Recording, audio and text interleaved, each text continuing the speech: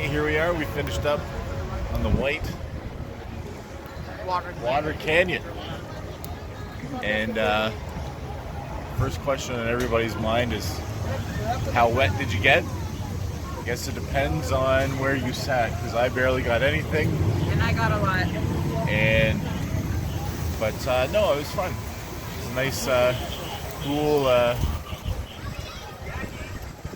cool ride, especially on those hot summer days. Especially on those hot summer days. It hasn't changed since 1983. Yes. It's the same ride you rode as a child. It's a classic. Yeah. It's a must-do. Anyway. Feel good. Feel good. It's good for the whole family. Yeah. All right. Bring a bag. Bring a bag to make In case sure you have to bring everything on things with don't you. get wet. But you have to wear shoes, and you basically have to carry everything on with you. So there's no spots to put any belongings in a bin or anything like that. So just be a little FYI for you. Anyway, on to the next one.